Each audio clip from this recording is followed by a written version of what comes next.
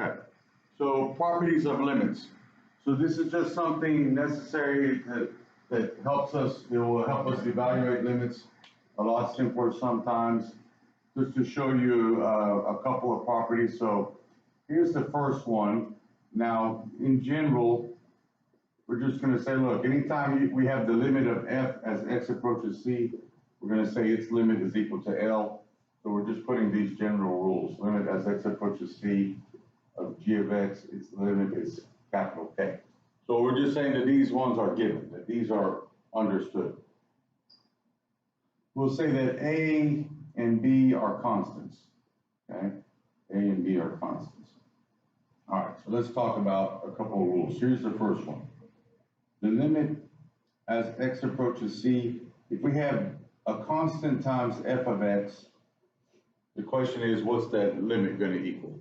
All right, so I think the easiest way maybe to look at this is maybe with actual function and numbers after I give you the rule. So what it says is you can take the multiple out, the b, and just evaluate the limit on its own. And then, of course, what's the answer going to be? Well, we know the limit of f as x approaches c is L, so you get b times L. So I'll show you how we could use that if we wanted, okay? So let's just say we had, so an example of this is, let's just say we have the limit as x approaches 2 of 3 times x squared. We'll see what it's saying. What it's saying is that this answer is the same as 3 times the limit as x approaches 2 of x squared. Saying if you have a number multiplied on the inside, you can take it outside of the limit. Okay? And then evaluate, just to simplify what's inside the limit. So for instance, we already know can we do direct substitution on this? Is that okay? Can I do direct substitution? Yeah. So I get 3 times 2 squared, which gives me 12. Or it's just saying, look, just plug your 2 in here, see what this limit equals, then multiply by 3. Whether I multiply by 3 early or I multiply by 3 late, doesn't matter, I'm still going to get 12. So now this one is 3 times, well, this limit is 4. Plug in your 2, you still get 12. Okay?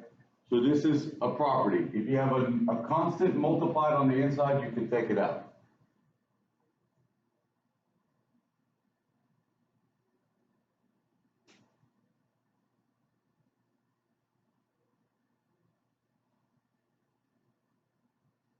Okay. What's the next one? I think this one would make sense also. If you have the addition or subtraction of functions, let's just say you have something like this, then you can break this up into 2 limits, like this. And then, of course, the answer is going to be each of those limits individually is going to be L plus or minus K, depending on what you have. So I'll show an example of this. An example for number 2 here. So if you have more than one function on the inside of the limit, you can split it up into 2 limits of addition or subtraction.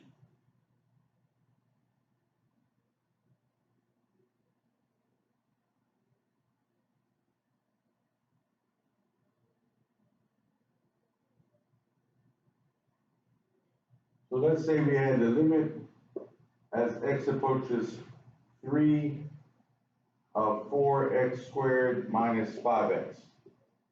Okay? What this property is saying, it says, look, you can just plug the 3 in if you want, of course, and get the answer. Or you can break it into 2 smaller problems and then subtract, and the answer should be the same. So I could break it into the limit as x approaches 3 of 4x squared minus the limit as x approaches 3 of 5x. And just sub the 3 into each one separately and then subtract. It should still get the same answer. So if I sub the 3 in here, we get 36. Sub the 3 in here, we get 15. 36 minus 15 is 21, which is the same answer you would have got had you just plugged the 3 in up there. It doesn't seem like it's very helpful right now, but these properties will come in handy. I'll refer back to your properties of limits as we get more complex problems. Okay. What else could I have done on this second line here? I could have done something else. You go back to property 1. Bless you. I could have taken the 4 and the 5 out, yeah. All right, very good. The next property, same idea, is if you have multiplication of functions like this, you can take the limit separately of each function, then multiply. So whether you multiply your y's at the start, or see what the y's are approaching and then multiply, you're going to get the same answer. So that's L times K. Same idea. Maybe I have the limit as x approaches 2 of e to the x times 7x. Again, I could just sub the 2 in right now and get the answer. Or I could split it and say the limit as x approaches 2, oops, I'm running out of room. Let's drop and put this underneath. I could say it's the limit as x approaches 2 of e to the x times the limit as x approaches 2 of 7x, and then multiply.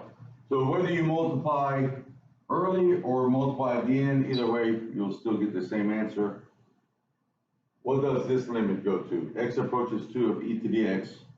You just sub a 2 in. So what's that going to be? Don't worry about a decimal answer.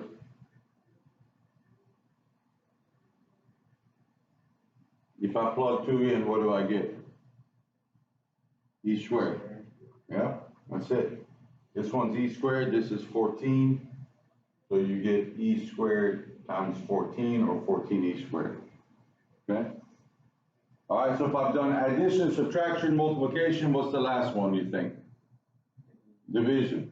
If you have the division of functions, limit as x approaches c of f of x over g of x, you can split it into 2 limits. You can take the limit of the top and take the limit of the bottom. And that's going to be L divided by K, as long as K doesn't equal to 0. Okay? As long as that one doesn't equal to 0. We got a 5th property. I'll put it over here.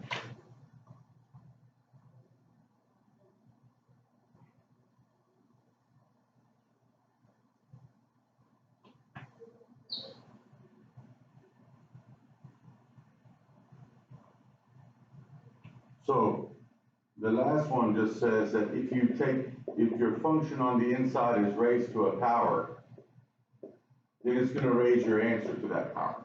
So let's just say we had limit as x approaches c of 3 of x, I don't know, of x squared, right? We know that answer is 9. Okay? Well, if I had changed this and I said the limit as x approaches 3 of x squared to the third, that should be the same as cubing your 9. So if we had to raise the inside 2 power, it's going to raise whatever your answer was to that same power, because plug in a 3, it's 9 cubed. Yeah, same idea. Okay. Just hold on to these, I'll refer back to them. So when we need them, I'll come back and I'll say, okay, refer back to your properties of limits. And so there's 5 properties. So right now you're thinking, well, I don't really see the purpose of this, but you'll see later where they're helpful. So it's good that we have them now and we get them out of the way, okay? Okay, so now what we need to talk about and try to introduce a little bit is just, I'm going to do this a little differently in the past. I'll have a worksheet for you tomorrow. We're actually going to do a worksheet in class. For the guys at home, I'll just scan it and put it in the email.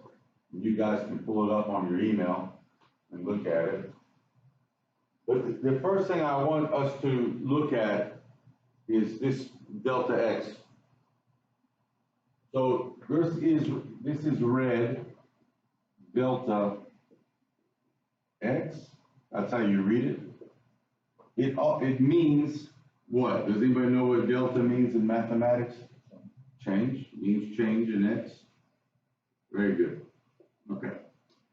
So what you're going to see is sometimes we will use a limit with delta x and not x. It'll be delta x that we want to change, okay, that we want to approach something, okay? So you're exactly right. Delta x stands for change in x. So what I want you to get comfortable seeing is I could do a limit like this where it says, and typically you're going to see we're going to want delta x to approach 0, okay? And maybe my limit is this. Maybe it's something like 2 plus delta x squared minus 4 over delta x. Okay. So first question. Let's look at this problem real quick. So you treat delta x just as if you had treated let x go to something, right? So delta x is together. It's not like two pieces. This is all one variable. So now today is just to get you with just understand the mechanics of delta x, how you would evaluate a limit with it, and then see why we need it. So I'll explain the why in tomorrow's lesson. Today, just how would I work a limit with this, because it looks weird. Well, I would still go and try my normal stuff. Always the first shortcut I want to do by hand is what? What do I want to try? Direct substitution. I tried direct substitution. What happens? Indeterminate form. You get 0 over 0. Okay. So then the question is going to be, all right, now I got to get things to cancel somehow. It's obviously on the bottom, it's this goes to 0. So if I could get this delta x to cancel with a delta x up here, I'd be in good shape. But the problem is I can't cancel with this because this delta x is stuck in there. See, this delta x is stuck in the parentheses. So we do get 0 over 0 right now, but I'll tell you there is an answer. So now the question is, how can we cancel the hole? Because we can still see we got a hole in there. So my question is, how can you get that delta x out of those parentheses?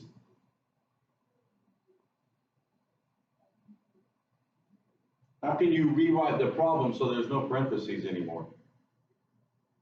This is an algebra question. It's not a calculus question. All right, so let's try it. Make sure we understand. Everybody with me? I can't cancel these. That's illegal. This is stuck in here. How can I get it out of there? How can I get the delta x up there not in parentheses?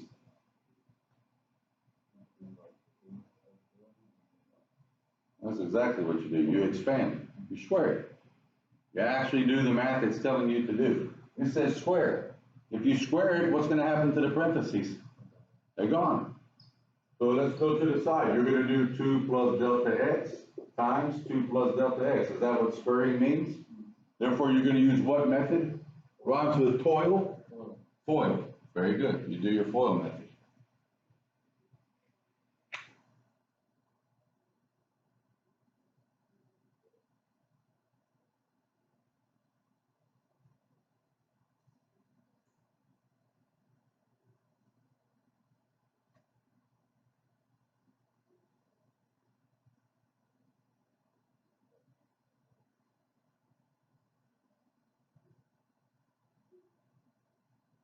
So expand, then see, okay, what happens with can I simplify?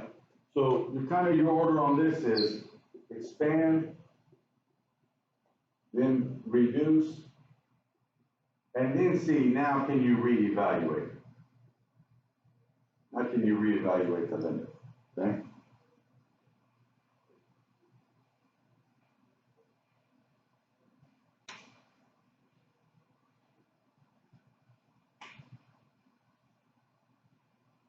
All right, so let's see.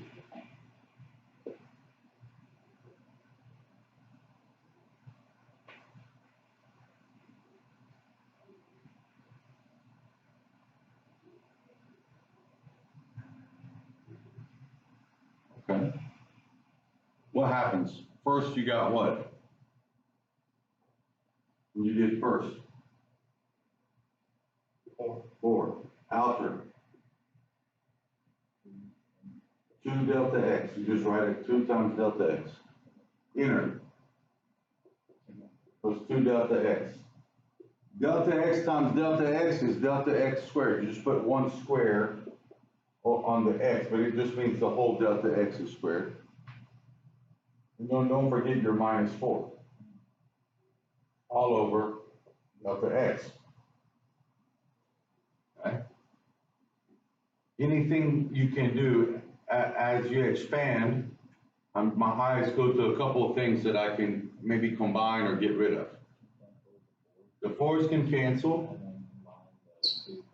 Yeah, these are apples.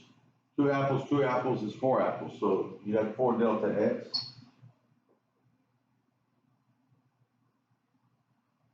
Plus delta x squared all over delta x. So now I've rewritten the problem, but I still have an issue. Because if I try direct substitution, everywhere I see a delta x, I gotta plug in a 0, right? 0, 0, 0. What happens? We'll determine it. However, every term has a delta x now. So what could I do? Yeah, I could do what? If every term has a delta x, I can do what? Cancel. That delta x cancels, leaves a 1, that cancels, and this leaves delta x to the first. So I'm left with the limit as delta x goes to 0 of 4 plus delta x. And now I can do direct substitution. And I get 4. And that's the answer. Now, what does that stand for? I'm going to explain tomorrow. That has a meaning. That 4 stands for something. Okay? What does it stand for? Well, I'll get to that. All right? Everybody see how what we did? So you treat delta x just like what? Just like an x or a y. You don't change how you treat it. And is everybody with me on how I did this here? Since there was a delta x in every term, I could cancel a single delta x, but since this is squared, still left a delta x. You don't say over 1. Now I've got to where I can do direct substitution. Okay? All right. Let's try another one here. So I'm going to erase this.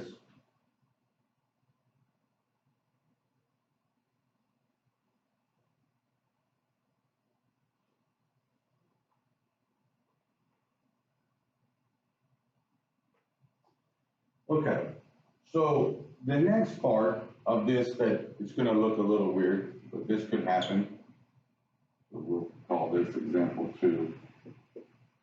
We're going to evaluate the limit again as delta x approaches 0, but this time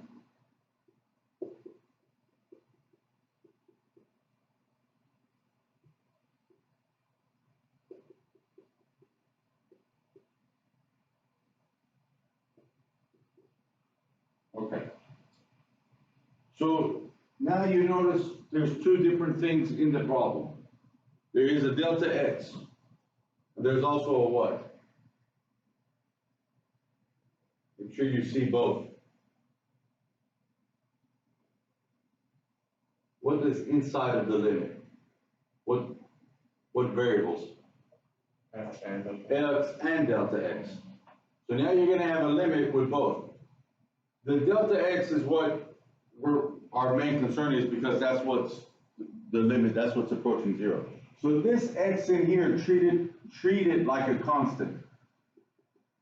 Okay, think of it like a constant, because this is your what's approaching zero. This is what we're gonna deal with. Now, so I'll try my direct substitution. If I plug a zero in, well, look at the bottom. We already know we have an issue, right? What happens at the bottom? Zero. I plug it into the top. Doesn't go in for x, it only goes for delta x. Well, if I plug it in there, what does the top become? This left-hand side of the minus. No? Look, it goes right here. Left-hand side of the minus, what do I get? All on the left-hand side. So look, if I sub in, that's zero. You have 5 times what?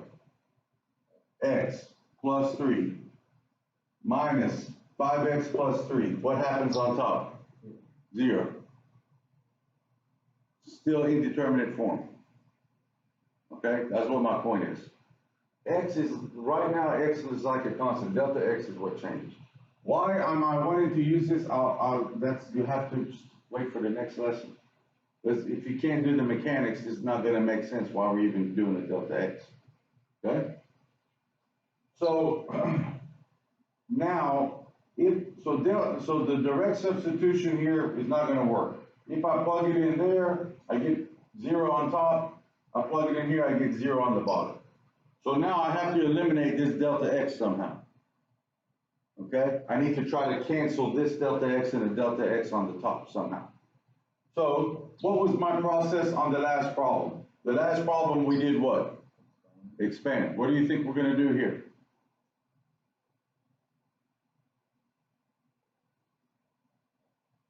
Yeah. If I distribute this 5 and I distribute this negative, you'll see I can get it to reduce. So remember, the same idea I'm going to do, I'm going to try to expand and reduce. And see if you can work this limit. Why would we ever want to have a delta X mixed in with X's? Well, it's going to make a whole lot of sense. It's necessary.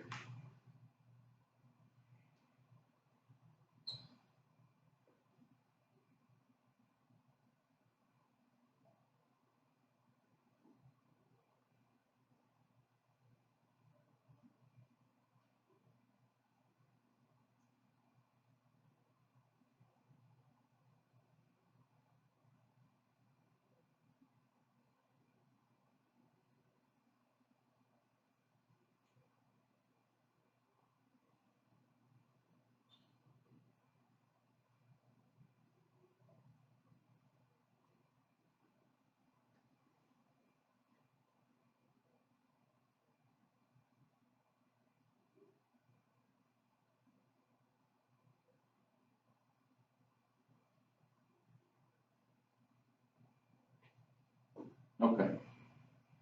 Let's have a look. So if I distribute the 5, what does the top become?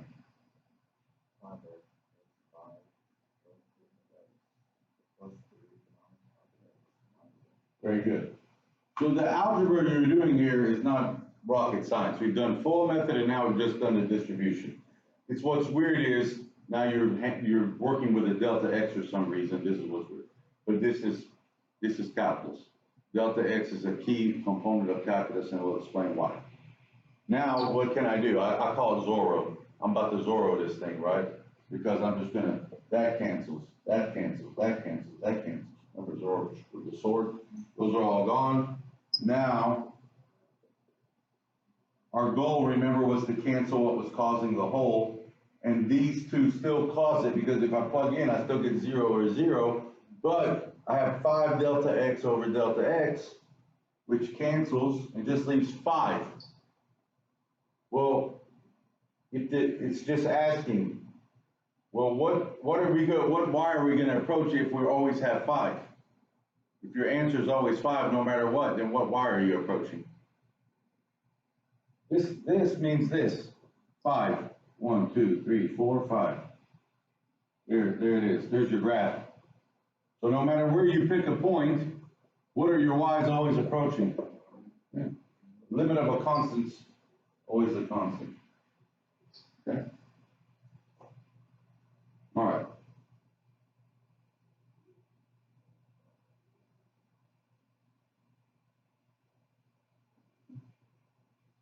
Try another one. Do one more with the delta x. Then I'm going to give you a homework assignment.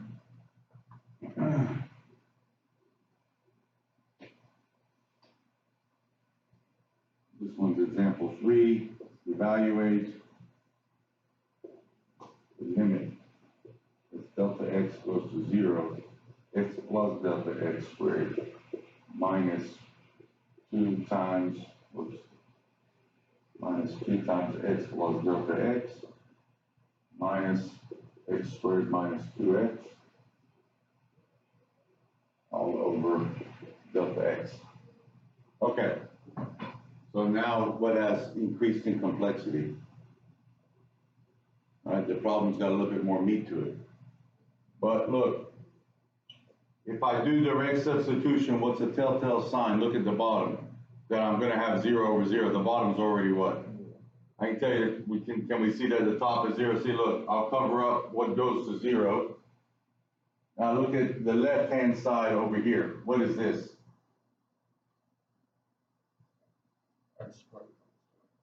Minus, what's that? So 0. Okay? So now, what's our technique? We're going to do what? Expand and reduce. Very good.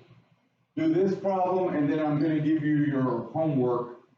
Remind me, say, okay, we have a additional. Just you're going to present it in class tomorrow.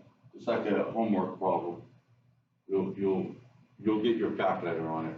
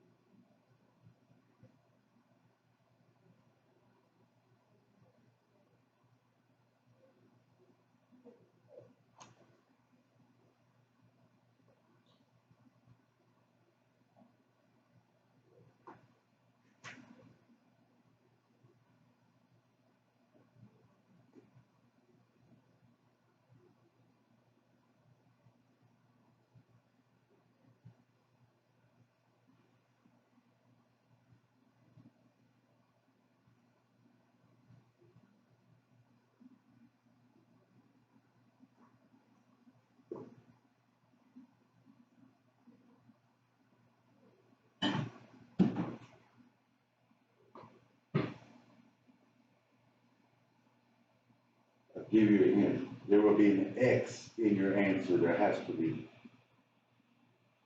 So now remember, treat X like a constant. It's delta X that we'll have to take care of.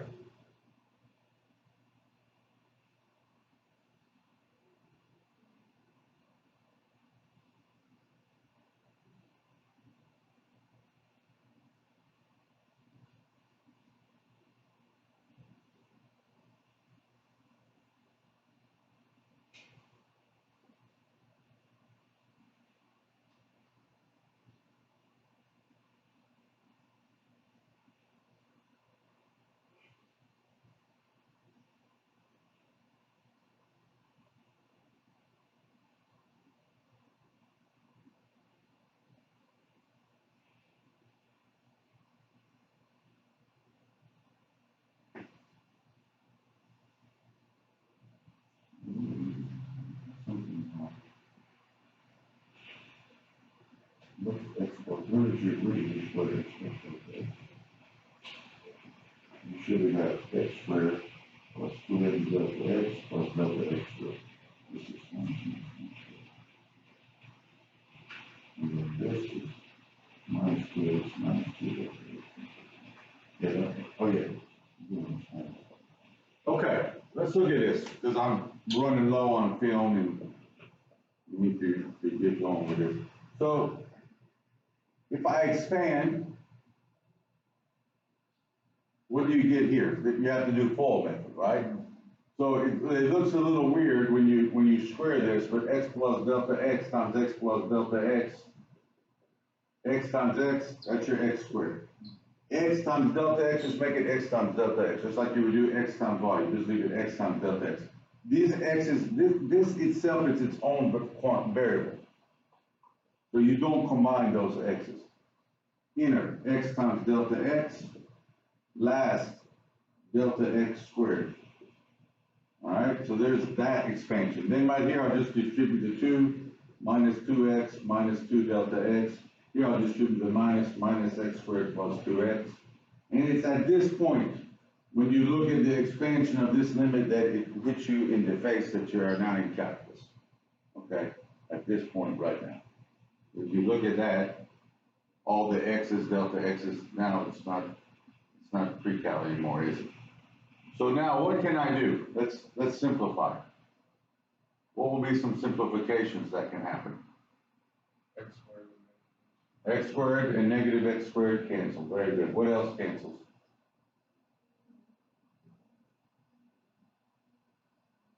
Anything else? 2x and negative 2x, right? Now, what should I do with these x delta x? If I have x delta x, I have what? 2x delta x. So limit as delta x goes to 0, we have 2x delta x plus delta x squared minus 2 delta x all over delta x. And this is what you want to have happen. What do I mean by that? This is what you want to have happen. What I'm asking is, we have a delta x in every term on the top. What does that then allow us to do with the delta x on the bottom? Cancel. I can cancel a delta x in every term as long as I have a delta x in every term with the 1 on the bottom. So this cancels, leaves 1. That cancels, leaves delta x to the first. That cancels. So you get the limit as delta x goes to 0, 2x plus delta x minus 2 over 1. So I don't need that. And now I can do direct substitution. And when I do direct substitution, you're not subbing in for x, you're subbing in for delta x right here. That goes to 0, and whatever you're left with is your answer. So it is okay to have an x in your answer. Remember, I said think of x for now as a what?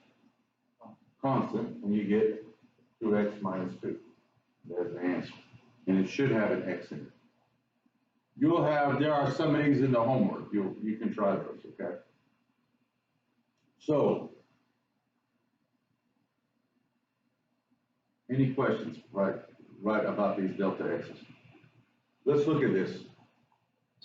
FOIL method, what math is that? Algebra.